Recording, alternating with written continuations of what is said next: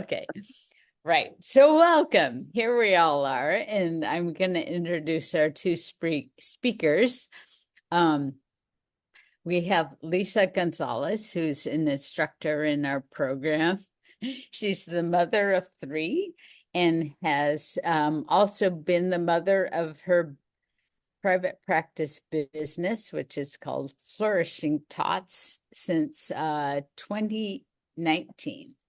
And then Chelsea Pope is over there, and she's one of our preceptors, and she's been working in the private practice field since 2015 with her business Bliss Lactation. Chelsea, I'm going to invite you to tell us a little bit about how you got started. Sure. I originally wanted to be a registered dietitian. So that's great, Maureen. I was a competitive athlete my entire life and just really interested in health and wellness. And I pivoted from that after I had my first baby and realized that birth and breastfeeding are its own thing that I knew nothing about prior to having my own child. Really dove into just reading as many books as I could and learning about breastfeeding. I was one of the first of my sort of friend group to have kids. So bird fabric. I think we might need to mute someone.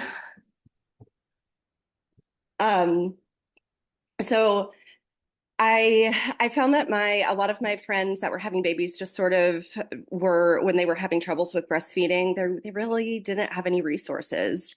I had a friend here that was going through Birthing Ways program when it was really in its infancy in maybe 2011, 2012.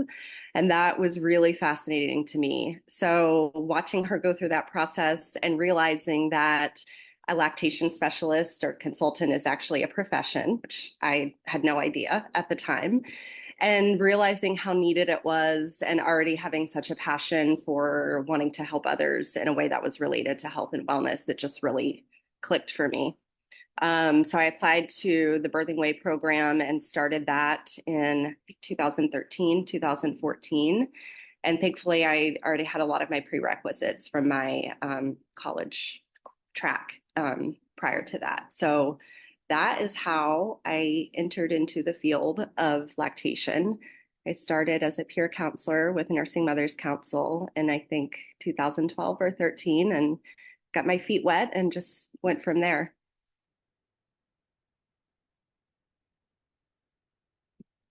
Do you want to, should we flip to Lisa to tell us a little bit about how you became an IBCLC, and then we'll have the private practice stories. Go for it. So I went out of college, I went to nursing school, and my very first job in out of nursing school was in labor and delivery. And so I did that for a long time. And at the hospital I worked at, I would float sometimes to postpartum, but we were separate. This was in California. And so I would occasionally go to the postpartum unit for like 4 hours at a time or longer if it was a really slow L&D night. But that was how I started in the baby business. And then when I moved to Oregon, because I had also worked in postpartum, I was doing more postpartum because not everybody who was in L&D was trained to be in postpartum, but I was. So I was doing a lot of floating between the two. And because of that, you just get more, you get to help more families with latching and feeding and stuff. And I had, right before I moved, I had my first kid, and feeding her was hard. And I didn't know that, I knew there was a lactation consultant at our hospital, but I worked nights, so I didn't have access to them regularly to like know about their services really. And they didn't have outpatient appointments. So there was a support group that you could go to that you sat in an auditorium and fed your baby in those little tiny auditorium seats. And not, and it was kind of just like the lactation consultant would walk around and be like, "Do you have a question?" It was not like a support group where I don't recall talking to anybody except the lactation consultant. And I was like, it seems like there could be a better way to do this. Um, and so when I moved up here, I was like, I think I want to do that. And when I worked at the hospital that I worked at, they were like, well, guess what? Dixie is our she works here at the hospital and she does the lactation education program. And I was like, great, I want to do that. So I signed up and I actually used Pathway One because I was a postpartum nurse. And I would say that Pathway Two would be a really great way to go as a Pathway One person. That you learn a lot more specific education. But I had planned to continue doing L&D. Well, I did continue to do L&D while I was doing my lactation education. And even though I had my IBCLC, I didn't move over to lactation right away. And so it took a couple years for me for like the right position to open up. And I was like, I'm ready. And then the great thing about being in the hospital, having been a Pathway One, is that I got orientation. So it was like my mentorship. And so it actually worked out for me because of the setting that I was in and the like where I knew that I was going to work and that kind of thing. So I still got like a really great mentorship with a lot of different IBCLCs. And then yeah, in 2019, a little bit before that, but I was like, I don't know if this is still the right place for me. And so I had already started months before I left. I was starting to think like, okay, what else is out there and how could I do it? And I'd always thought like, oh, private practice, there's so much you have to do. And I was like, I don't want to do that. There's too much work. But the more I was like, I don't know about if hospital is working well for me anymore. Over the months, I was like, okay, well, I think I'm heading towards that thing that I thought was way too hard and I could never do. And then, yeah, in 2019, I started it and I was like, I'm doing this. And I've been doing it ever since. Great. So, how about telling us sort of what it was like to get started, Chelsea? Like, what did you have to buy? What did you invest in? That kind of thing. And then, Sure. Yeah, what you think people need to know about the beginning. Well, I will say that Birthing Ways program at the time was very geared towards training their students to either start a private practice or work in a clinic setting. Most of my cohort members were not RNs. Some of them had experience in healthcare in some setting, but I do feel like that was kind of my organic pathway. So I really, considering opening a private practice was never really a big decision for me. It was something that based on my skill set and what I knew that I was qualified to do, went into the start of my career as an IBCLC kind of just with that goal in mind.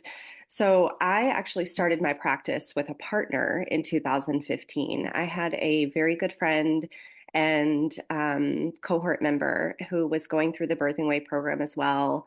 And we just really, people say don't go into business with your friends, but this worked really well for us. So we did all of those things together, which was really when I think back on it now, I'm really grateful that I had someone to do it with because she and I together brought a lot of energy to the table that I may not have had on my own as a brand new IBCLC and, someone with young kids at home. So just being realistic about what I was capable of doing. I'm hearing, some people in the chat saying, it seems overwhelming. It seems like a lot to do, and it is. It's a lot. we thought we knew what we were doing and we did a good job, I think, but it was really hard. And there were a lot of moments where we felt like we had no idea what we were doing. And we sought, advice and reassurance from colleagues and our connections that we had from our internships and people we had met along the way. And we needed a lot of, reassurance and things fell together over time. Things that we initially invested in, I would say one of the best investments that we made were through my friend Abby's, who I started my practice with. She was a labor doula, and she had also worked in the office at Portland Family Health, which is where we have our office space. So, because she had established a connection there with the midwives, and there was also a naturopath there at the time that was focused on women's health, there were chiropractors in the office that were focused on the prenatal, postpartum period and treated infants and children. So, that space for us was a really great launching pad for our practice because not only did it sort of place us in a clinic setting inadvertently, so we had access to other professionals who we got referrals from, who we organized breastfeeding classes for the midwives patients. We were involved in group meetings for the providers where we were able to share our services with other people who, had patients that were in need of our services. But we also had the benefit of sort of leaning on those people for support and help. So that, in terms of initial investment in my business, that was something that I lost money on the first year or two of my practice, but it was a worthwhile investment for me to have a home base for my business where I felt like I was in a network of other providers and not just out there on my own as a brand new IBCLC, even with a partner, and, collaboratively having contacts and having done, a lot of networking with volunteer work. I was on the board of Nursing Mothers Council for 3 years. I volunteered at the milk bank. I had really done a lot to expand sort of my network of birth related people in a professional environment. So aside from that, which I think of as probably the biggest initial investment besides my education and continuing education for my business, buying a scale. We started out with an infant scale that was not, it had maybe 10 gram accuracy. So we did not start out with a Tanita. We started out with something that could get us by until we were able to make that investment for our practice. I did not have to initially invest in charting software because the rent that we paid for our office, a lot of things were included. So we actually had access to the office staff who would field calls and faxes for us. So we did not have to invest in that. We did invest in HIPAA compliant email. So I think before I had G Suite, I had like it's called Virtue. So it's like an encrypted email server where I could comply with HIPAA to email patient information with providers or whatever I needed to do. Other than that, I think the other initial investments were pretty small, and maybe some things that I already had, like a breast model for teaching classes, those types of things. So I think that for me, the scale and the investment in sharing office space was probably the biggest in terms of cost of setup. There are a lot of other small things that I would advise anyone to look into, like the benefits of having an LLC, how to structure your business. Talking to a lawyer about those sort of things might be necessary. It might not be, based on where you're coming from and what you've done prior to this career-wise. Having an accountant was very important for me because even if I wasn't making any money the first year or two of my business, I wanted things structured properly. And yeah, I think, having this meeting is bringing some other things to mind too. There's a lot of great information out there from Annie Frisbee. Is someone who comes to mind off the top of my head about billing practices for private practice. She sells a lot of great forms that are already drafted and that you can purchase for example, something that we may get into as we continue with this conversation is having independent contractors. So partnering with other IBCLCs for when you're too busy and you need someone to cover you. How are you going to structure that? She has forms for that, for having someone sign an agreement to work with your practice as an independent contractor. I believe she has a pretty great database of forms that are pre-made so that you kind of know what you want, but you don't have to draft it yourself. So those have been really helpful for me as well for some template type things for my practice. Thanks. Did you start off right away doing just clinic visits, or did you also make yourself available to go to homes? We did. Yeah. Okay. So the midwives that we worked with at Portland Family Health were home birth midwives.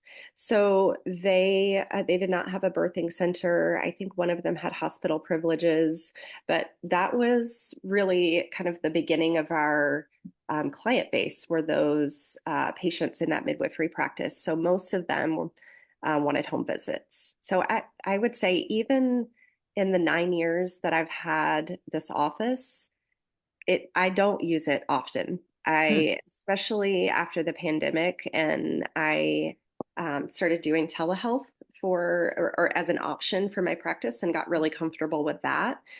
A lot of people either want a home visit or telehealth. I do use the office for folks. I had a client in Yakult. I had someone, I want it's not as far south as Salem, but for folks that I can't get to and need to be seen sooner, I'll meet them there. And I used to do all of my prenatals there. It's largely been a home visit and telehealth practice. Sweet. All right. Thanks, Chelsea. Where's Lisa? Okay. Do you want to tell us how you launched and what you needed to get going? So I started out doing home visits only. And like eventually I got office space, but I got office space in September of 2019. So that timing was pretty bad, which who knew? So I hung on to that for a little bit because I was like, I don't know what's happening. And eventually I was like, this is dumb. I'm just spending money to have office space that I can't use because we just didn't know what was happening. So I got rid of that and have been doing just home visits until like September of last year. And that's now I have clinic space also. So I do that in a similar kind of clinic to what where Chelsea has her clinic. So it's home birth midwives who are naturopaths. And which has been great for both of us and for the families that go there. But to get started, because I was only doing home visits, like all the business license and registering your like business name and you have to do stuff with the Secretary of State and your city. An accountant is a really great idea. And the Gmail stuff. So G Suite, which Chelsea was talking about, is like it's Gmail, but you buy your domain. So like your email is whatever at Flourishing Tots instead of at gmail.com. But it's the same stuff. When I open up my inbox, it's Gmail. And that has been really helpful because you can have different emails like hello at Flourishing Tots or whatever. Your thing is so not everything's coming to your inbox. And people have somewhere else, you can put a general email out for people that they can use. And a website also was really important. And you can pay somebody to do it, but I made my own. Like you can do it if you Google a little bit. And is it the best website that it could be? No, I'm not a web designer, but it works. And I'm probably never going to hire a web designer. I don't know. But that was like an expense that I was like, I don't need that right now. Yeah, That Chelsea. that has evolved over time for me. Abby and I we did our own website to start out with. And I'm the type of person that was constantly on there editing and messing with it, and it just became a time suck for me.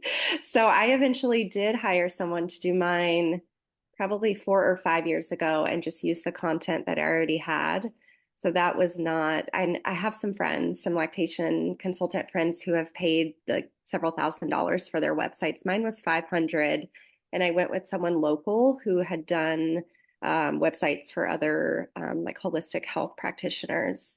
So I will say that was a worthy investment just to take it away from my brain. Yeah, that was one of the things like that I like about being in private practice is if I see a mistake or I'm like, oh, I don't do that anymore, I can go and I can change it right now on my website or wherever it is. But um, as far as like physical things that I needed, because I'd worked in the hospital before and um, like we worked in all different places in the hospital, so I didn't carry like a bag of stuff around other than my paper and like my phone that I had and my water to wherever location I was going. But I couldn't carry, or I didn't, I guess you could, like a baby around or a breast model or things like that. It was just too much stuff to handle. So going into I had done that for 4 years in the hospital before I did home visits. So I had already figured out like I don't actually need to hold a baby to show you how to do something, or I don't need to hold a breast to show you because this is a latch and I use my hands all the time. And so now I have a baby that I do pull out quite often. But it's a $10 baby from Target that fits in my bag and it's light because I don't want an 8-pound baby to carry around when I do home visits. So I got a scale. That was my very first thing. And the thing that I also knew was going to cost the most. And so I was like, I know I need that. And I don't want to have a scale that I am not going to want in the future. So I got the Tanita that Chelsea was talking about. That's kind of the gold standard, I guess. There are other scales that do 2 grams, but those are kind of the easiest, 2 gram accuracy, and the easiest to get in the United States, I think. But yeah, how much is that scale? Well, it's a lot. I think it's 1,400 right now, So 14 to 16. when I bought mine in my first one in 2016 or 17, I looked back at my Amazon orders. It was about $849. I just bought another one for my practice recently, and it was about 1,500. Yeah. So Yeah. they have almost doubled in price in the last And 8 years. in 2019, I got mine and it was $949 or something like that. So, I mean, it has not been very long that they've increased that price like ridiculous amount. And I But will say my old one is totally fine. It's become a loaner for my practice for families, or for, I have another lactation consultant that I have been working on onboarding for quite a while, and she would have use of it as well if she needed it. So I actually got a little nervous when I saw that they were out of stock not long ago, and bought another one because if something went wrong with the one that I have, or I needed to send it off to be repaired or something, it made me feel a little more secure to have another one. But I was very surprised at how much they've gone up. yeah, there's a lot of people getting rid of theirs too, and so they put them up for sale. So like I got one from somebody in Bend for 1,000, which was still more than my original one for a used scale. But I was like, that is way cheaper than buying a brand new one. But there's other scales that you can get that don't cost as much. And then like a bag to put my scale in, and I think I had some nipple shields, Mm-hmm. and I did not have a lot at first because it was like, okay, I know in the hospital, I definitely use nipple shields more in the hospital because you have this much amount of time to work with somebody and to get a baby latched. And in private practice, it's very different. There's more time. The baby is more alert because they're not 24 hours old. And the parent has more brain capacity typically by the time I see them than when they're just fresh in the hospital. So the needs are different, and I was still trying to figure out kind of what he needed, but I didn't have a lot. Gloves were really important. So, riffing off of that, Chelsea, what do you enjoy about private practice? Well, I think I have a unique perspective at this stage than I did when I was only doing private practice because now, well, I don't think Michelle mentioned this. She did mention I'm a preceptor for the program, but I have also been part-time lactation at Legacy Good Sam 3 days a week since, gosh, 20 November of 2020. Um, Mhm. so I can really see the comparison now and the things that really stand out to me at private and about private practice that are different than perhaps my role in the hospital setting. And I think the thing that I enjoy most about my private practice is building relationships with people and helping them reach the outcome that they want and being more um, what's the word I'm looking for? Maybe involved is maybe not the right word, but following those patients more closely. Um, when I am seeing someone in my practice versus in the hospital setting, they have a little more access to me. They're not, I'm usually continuing to see them just myself. Sometimes in the hospital, we may see someone as an inpatient and then never see them again, or we may see someone once or twice as an outpatient, and maybe they'll see our other lactation consultant a few times. So I'm not following them all the way through their journey from when we initiated contact to um, to the end result, wherever that may be for them. So I really appreciate in private practice seeing those outcomes and just getting a sense of like, this is why I'm doing this. This is what brings me joy. This is serving someone in a way that is meaningful to them. And I think really following that outcome from start to finish has been hugely rewarding for me in private practice. We do get that in the hospital setting as well, but it's maybe a more intimate relationship in private practice. Just in the last year or two, I've had a few clients come back to me for their third babies.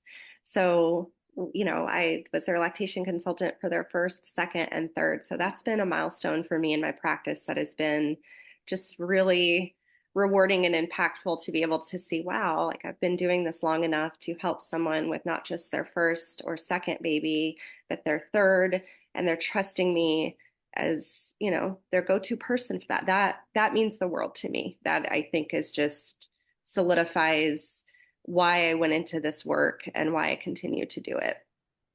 Yeah, it definitely feels more intimate, especially doing home visits, because you're in their environment Yes. rather than them coming to you like in the hospital or in my clinic.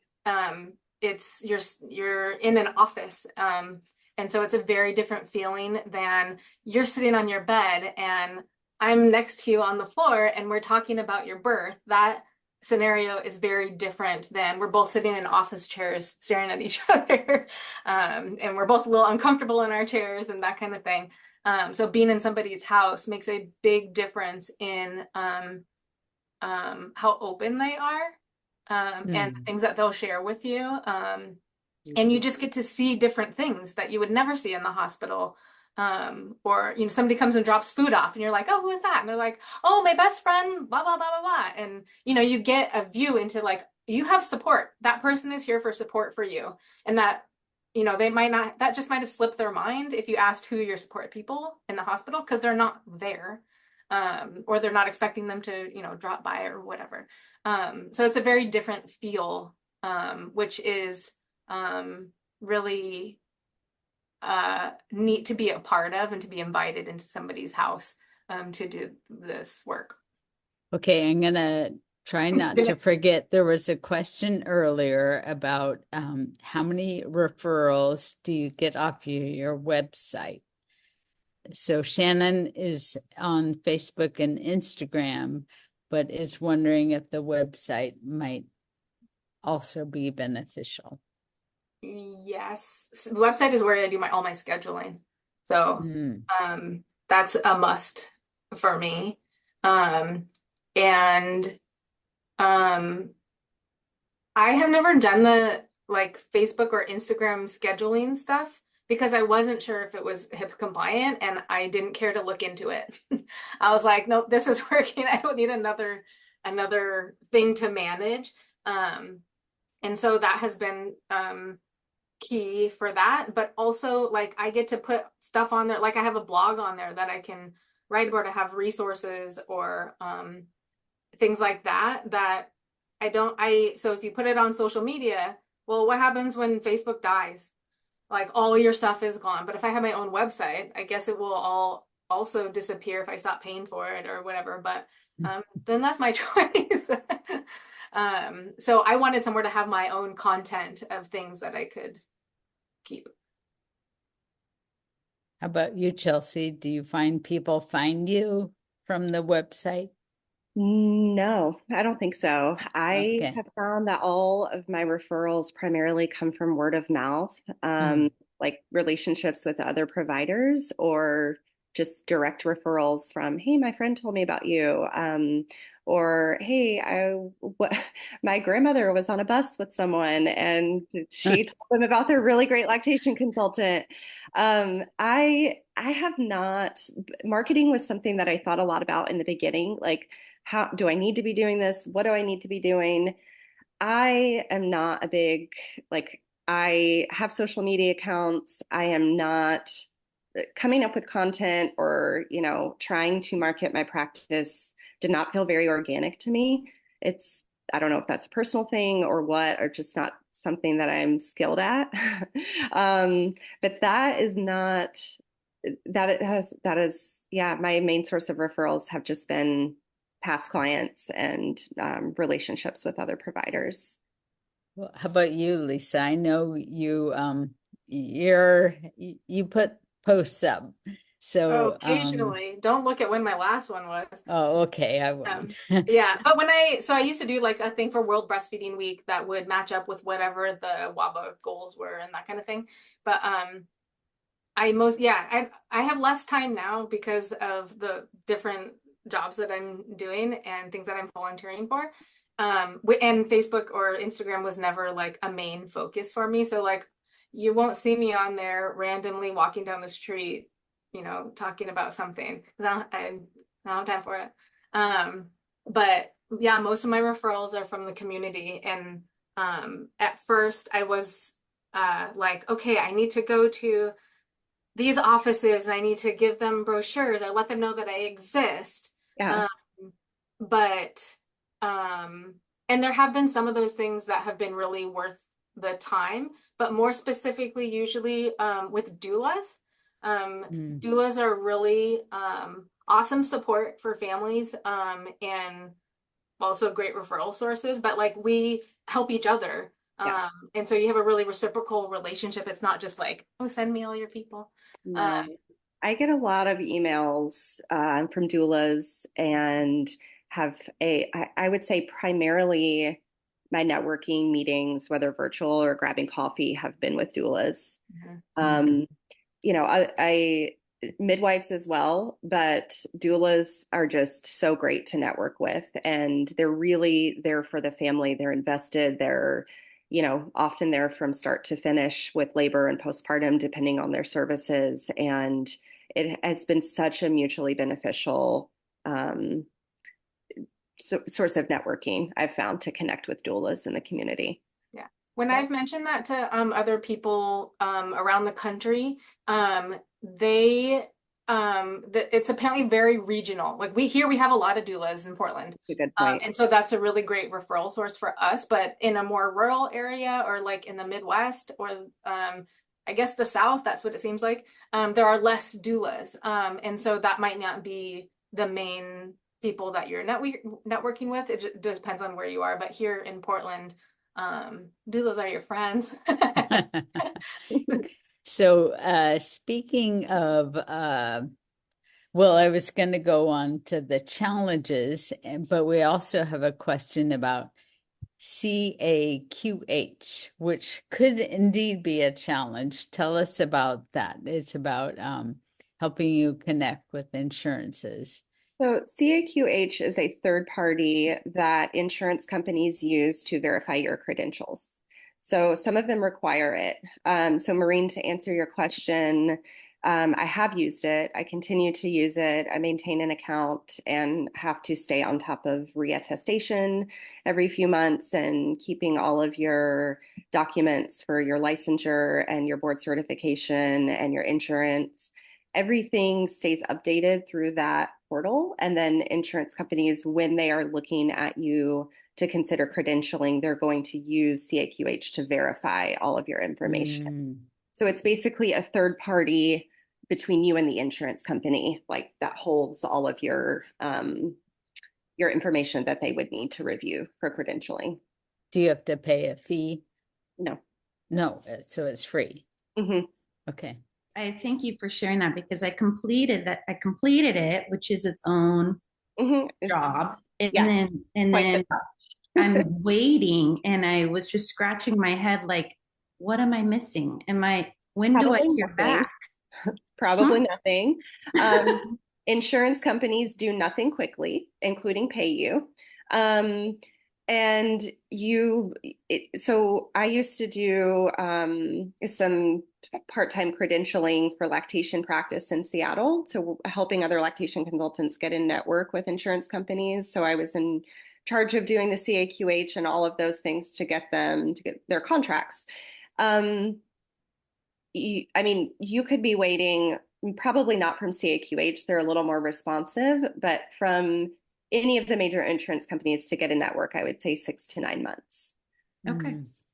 That is valuable information. I've been asking questions through the website and you get an automated, I'm talking to a robot. So I just got to say, this 1 minute of information you just provided me right now is everything for me. So thank you.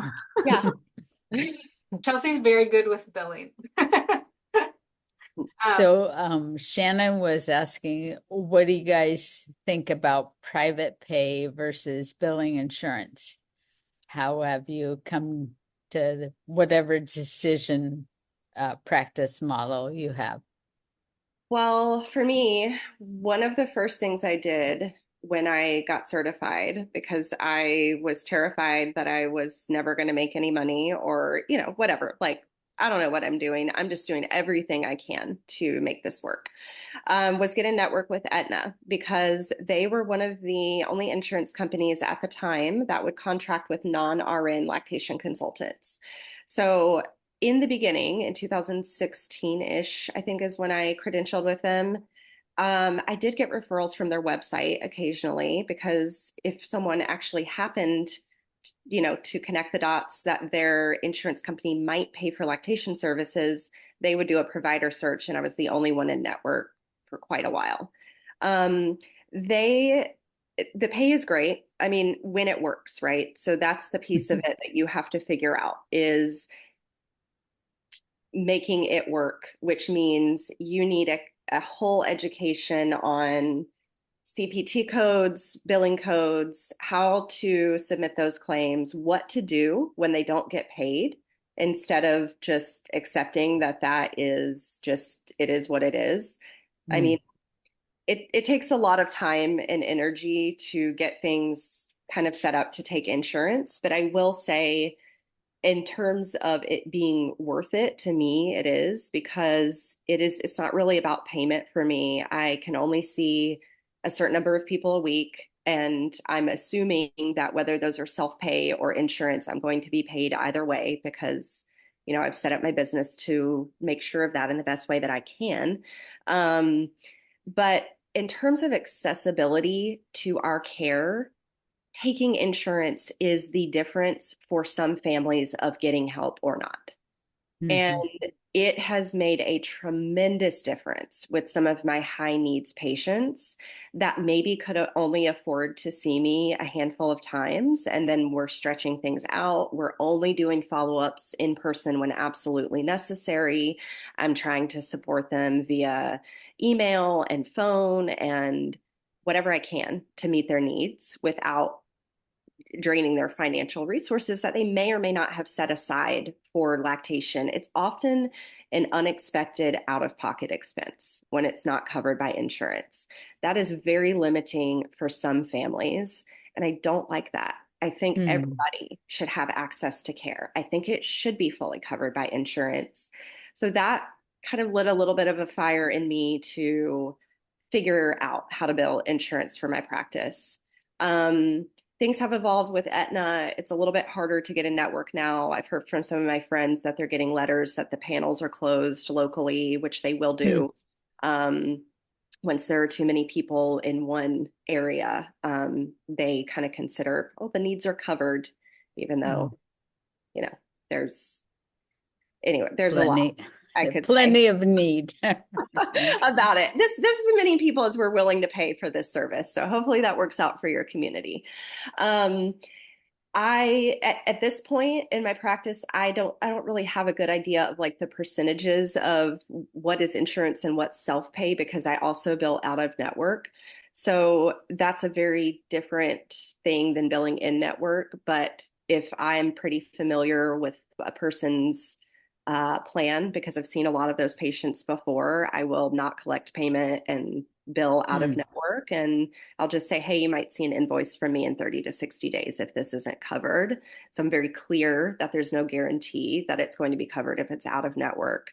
But again, for my practice, taking insurance has allowed me to meet people's needs without having the added stress of how am I going to pay for this, or I really need to see you every week, but I can't afford it.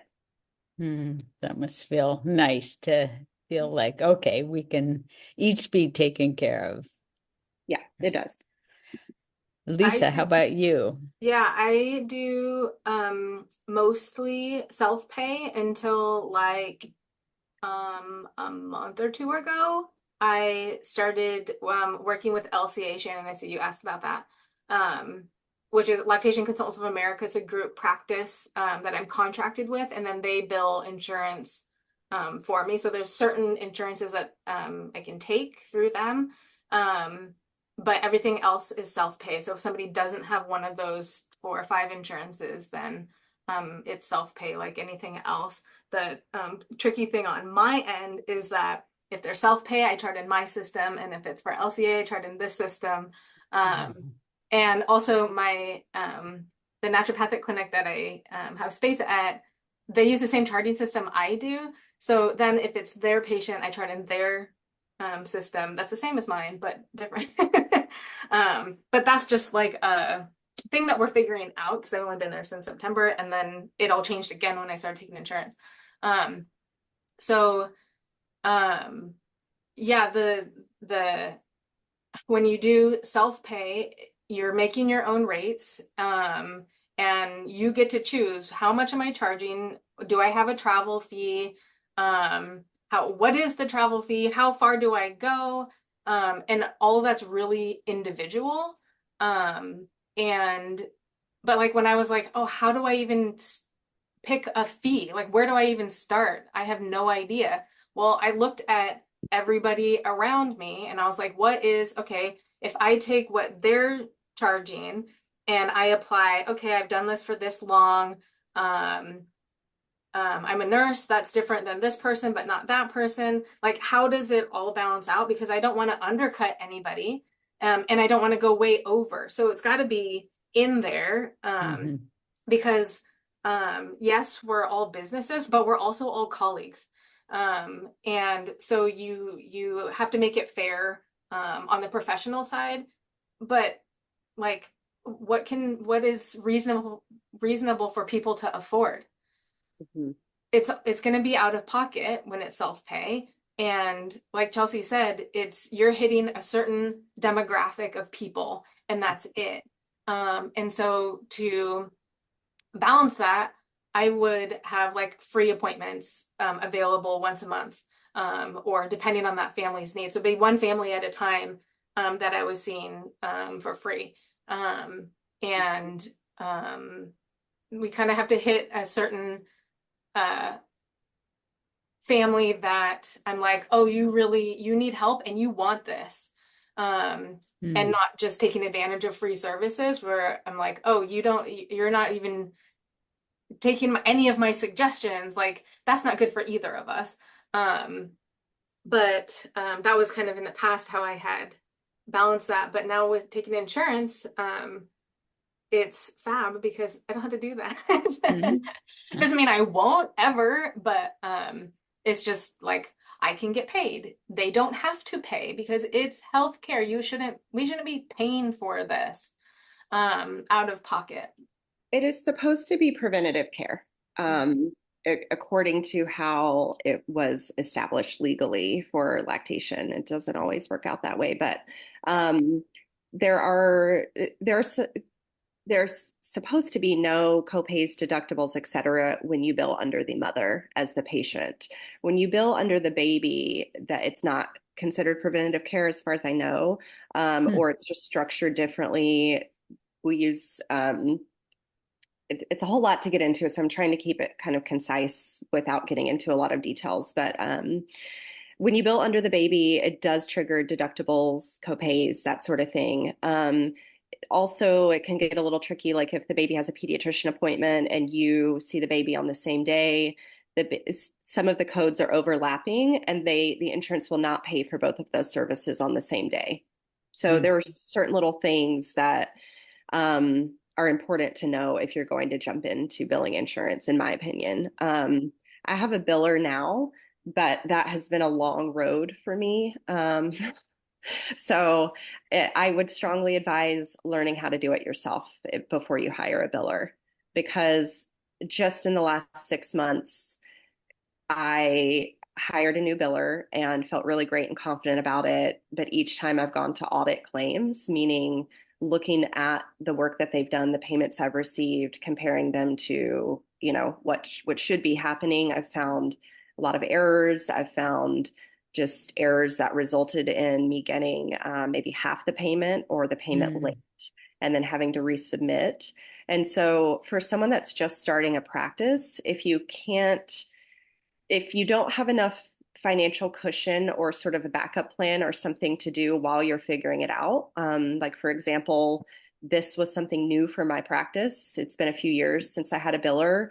I had to dip into my savings for the last 6 months because there were so many errors and she was in charge of how that was going. And, it just is what it is. So there are a lot of things, that you may need to plan for with having a private practice that is much different than having a job in a clinic setting or working for someone. Because, for example, I'm a single mom, I have 2 kids.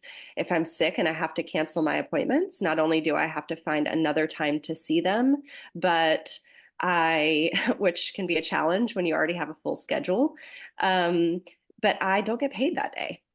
So there's only so much time in a day. There's only so many, appointments that I can offer per week. So if I need to miss those appointments or those appointments are canceled and I'm not paid, that's something very real that I have to factor into, just my everything for the week or month or whatever. So, yeah. Cool. I'm going to grab one question from the chat about. Wait, hold on.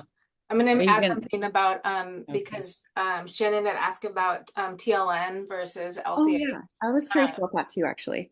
Yeah. And I would encourage you to go. TLN is Lactation Network, and it's like a third party thing that'll bill for you and pay you for visits and whatever. But I would encourage you to go on lactation groups on Facebook and research it for yourself, because it depends on your needs in your area, if you're covered in that area for either one, but also like the nuances of how they practice. because that may or may not fit your needs. And LCA fit my needs better. And also they're local to Oregon. The two people who started it are in Tigard and then in LA. But so that felt like a better fit for me. So yes, there are a couple options out there of places who you can contract with and do billing, but see what's good for your personal situation. Okay, So, while we're on the billing topic, before my final question, do either of you still use the super bill? That was a question for the private pay folks. Do you, Lisa? yeah. If they ask, I have it on my website. Like, if you want a super bill to submit, I will give you one. End of story. I will give you one, and you do the work for it. Same for me. I only give a super bill if someone asks for a super bill. A super bill is meant for the parent to submit to the insurance company to seek reimbursement for paying for services that are not covered. So the only time I use a super bill really is with United, because I don't deal with them.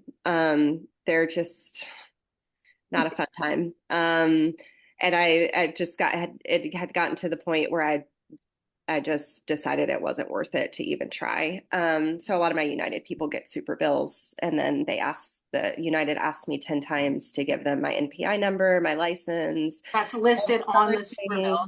And I give that to them, and then they call my office and say they didn't get it, and then we send it again, and it's this really fun time of the parent trying to get reimbursed for services, having a really uphill battle to do so. Okay, well, your last question is, how long did it take before it started feeling like you were on a roll? And what are your favorite things that you get to carry in your bag or bring to families' homes? Did you also want to ask Michelle, what are some of the cons or negatives with Sure. private practice? Because I did just have a few words of wisdom I think might be helpful to share with someone who's thinking about going into private practice. And then I can pass it to Lisa to answer the question, and then I'll hop in.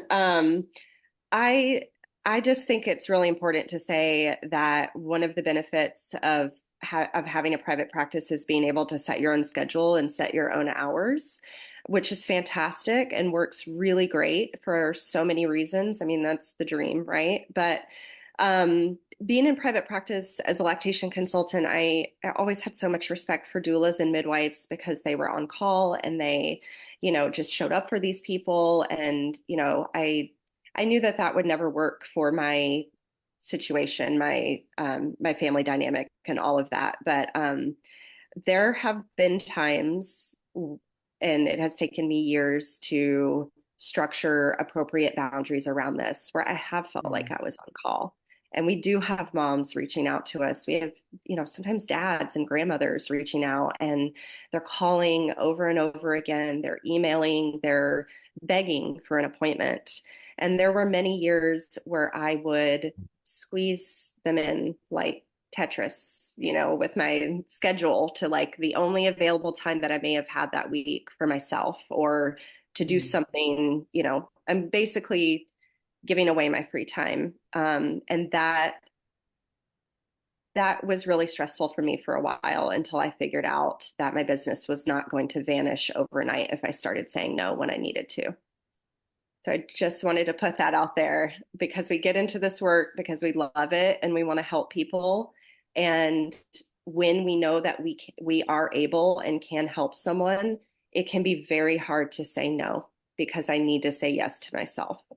So that has been one of the biggest challenges for me with having a private practice, is not having structured hours. Even if I put those parameters into place with my schedule, like I only have, this time, whatever, there are always those people who just need a little extra, and we want to give, so we do, but there has to be a point where you're just not available, or, you'll get back them when you can. When we think about like, how can they get a hold of their pediatrician?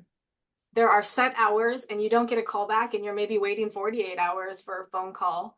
But we often are like, oh, I'm a text away, or, which is not good boundaries.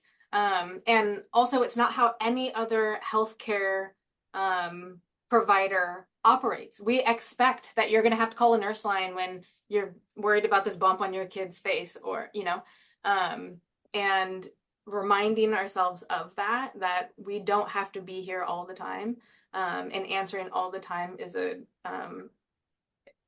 can take a while to learn.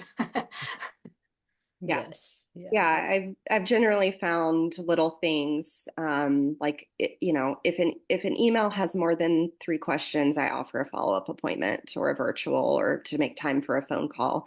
But that was something I did not learn in my practice, in my program. That was something that took a long time of being on the job to figure out how to make that balance work.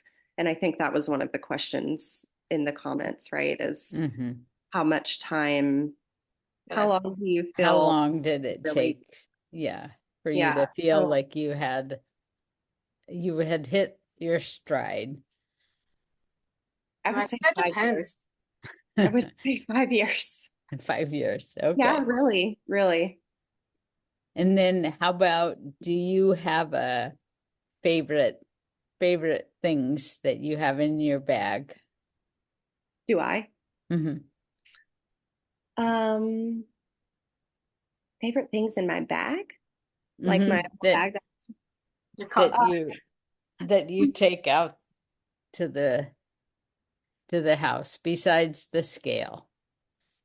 Well, this is probably not a helpful answer, but this is personal to me. The bag that I use to go on my home visits was like a briefcase type bag that I got from my mom after she passed away. So for me, that's something that I like carry with me, and is important to me as I'm like doing this work with other people, and helping other women on their motherhood journey. So that's kind of something that's not like a thing or like, a tool that's lactation related, but something that's just deeply personal to me. So if I had to pick a favorite, it would just be the bag. Well, Sweet. That's much more valuable. For me, for getting started, well, like less than a year after I started, the pandemic hit. So like when I was like, hey, this is going pretty good, then everything stopped. So then it was like starting over again, because you have to change everything that you're doing. So even just like resuming home visits, it was like, okay, I have to change how I'm going in and what am I wearing. And in the hospital, they're like gowned completely. But I don't want to do that when I go to a house, but how do I come back in my own house? Like the whole thing changed, because we thought COVID was just like on everything everywhere. But yeah, so I don't know. I guess it depends on what your goals are for how you want your business to be and how it matches up with your life. Because if you are like, oh, I want to be super part-time because I also work in the hospital, or I also do this other thing, then you're going to hit your goals pretty quick, because the level that you're going for is low. If you're like, I want to be full-time, 40 hours a week, seeing patients in an office that I'm renting, it's going to take longer to get there, just because you're building your practice. So I think that's a hard question to answer, because and your goals can change, right? Like the pandemic changed everything. And then like my husband got laid off recently, and so that changed, like, oh, what do we need to do? Or like we're just looking at things differently, things that you wouldn't have expected to happen. And so that's one of the disadvantages to working in private practice, is if I had been working in the hospital, I still would have been working. Yeah, Shannon asked in the chat, why did I seek employment from somewhere else when I already had my private practice? And that was true for me. I was going through a divorce and I needed benefits and stability. And I mean, my practice was in a great place, but the amount of work that I was doing to sustain that, and the number of people that I had to to reliably see every week. For someone who is in private practice going through a divorce with 2 young kids, it made me feel really amazing to have that hospital job and to know that I could show up 3 days a week and do work that I loved and go home and leave it there at the end of the day. I really needed that at that time in my life. So I've stayed because I love it. I'm in a very different place in my life now. That was, you know, 3 or 4 years ago when that was going on. But I have found, for me personally, having the balance of both and contracting out some of my business to other lactation consultants that I trust. And I know people that are coming to my business who are expecting to see me or to just, have a certain quality of care are still going to get that with the folks that are standing in my place. That has been its own adventure. Um, but I'm at a place now where I really like the structure of the hospital, and it is challenging to limit how many people I see every week because I do fill up pretty fast, and that's hard, but I've made it work, and I feel really grateful and blessed to be able to do both and to have the experience of both. I feel like that actually, even being in private practice for several years, I guess maybe it was 4 or 5 years before I started at the hospital, I have still learned so much working in a hospital setting. Yeah. Well, you guys, thanks so much for giving us all of this valuable perspective. I know people have learned a lot and are really grateful. And for those of you in the audience, we're going to host a panel in April, and various places people end up using their IBCLC. So private practice obviously is one of the spots, but we will have folks with different experiences to share. But meanwhile, thank you, Chelsea and Lisa, so much for your time. And thanks to the rest of you for coming on today. Thanks, you guys. Thanks for having us. Luck with everything. Bye. Bye.